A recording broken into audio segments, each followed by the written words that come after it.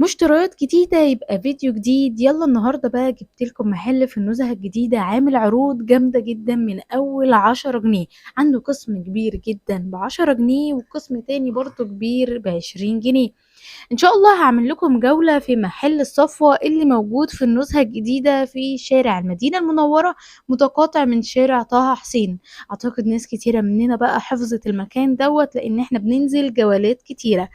عنده تشكيلة كبيرة من الأدوات المنزلية وكمان من ألعاب الأطفال. تعالوا النهاردة بقى، أنا كل الكيس اللي أنا جايباه ده كل اللي جواه ب10 جنيه بس. تعالوا نشوف أنا جبت إيه ب10 جنيه، وإن شاء الله هنزل لكم فيديو قريب جدا جولة في محل الصفوة عشان تعرفوا إيه المنتجات اللي عنده عشان تلحقوا وتروحوا تشتروا. وما تقلقوش، هو برضو عنده كميات من المنتجات اللي أنا هعرضها. وما تنسوش تشتركوا في القناة وتفعلوا الجرس عشان يوصل لكم كل جديد، وتعملوا لايك لو عجبكم الفيديو. دي كانت أول حاجة معانا الكاس. المفروض هو كاس للآيس كريم، بس أنا جبته هو لقيته كبير فقلت خلاص أنا هستخدمه في حاجة في الديكورات في البيت، هحط جواه حاجة أو أشغل جواه إضاءة. كان حلو قوي قوي وكان عامل بس 10 جنيه فعجبني جدا. تاني حاجة بقى معانا هو البلانشة الإزاز. بلانشة إزاز كده تحطيها عندك على الحوض مثلا، أو عندك مثلا على رخامة المطبخ تستخدميها تقطعي فيها أي حاجة سريعة، بتقطعي تفاح أو أي حاجة صغيرة. حلوة جدا وجميلة.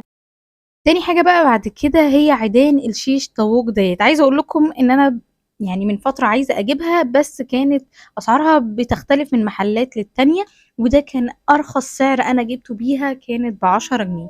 العلبة القمر ديت حلوة قوي، تستخدميها تحط فيها جواها بسكت مثلا، تحط فيها توابل، تحط فيها اي حاجة. كانت محكمة الغلق وكانت حلوة جدا وكانت عاملة 10 جنيه بس.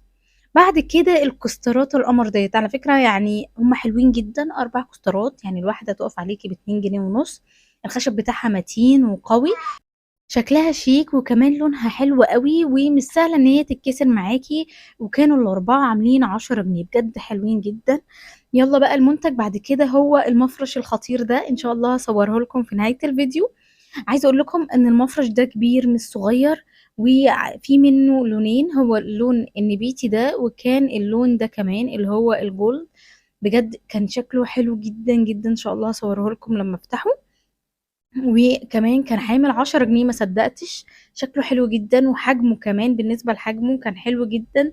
لو حطيتيه تحت ازاز ترابيزة بجد بيدي شكل شيك جدا. بعد كده جبت شوية منتجات للأطفال، وكانت أول حاجة معانا هي الحصالة العسل ديت، شكلها على شكل بو، وكانت عاملة 10 جنيه. والتوكة دي كمان كانت عاملة 10 جنيه.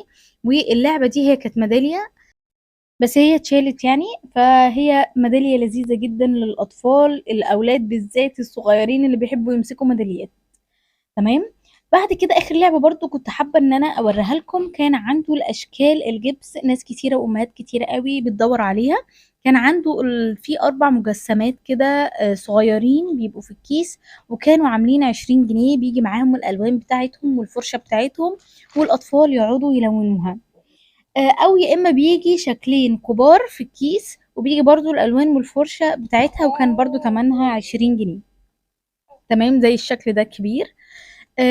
بس هنوه بس على حاجة، ان خلي بالكم ان الجبس ده طبعا بيعلم لو في قماش انتريه او اي حاجة او سجاد بيعلم، فدايما ان انتوا تحطوهم مثلا لو عندكم بلكونة يلعبوا فيها، او على الاقل مثلا في الحمام مثلا، او في اي مكان بعيد ان هو ما يبوظ لكمش الحاجة بتاعتكم.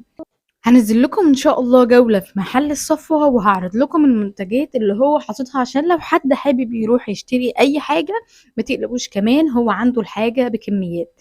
وبكده يبقى انتهى الفيديو.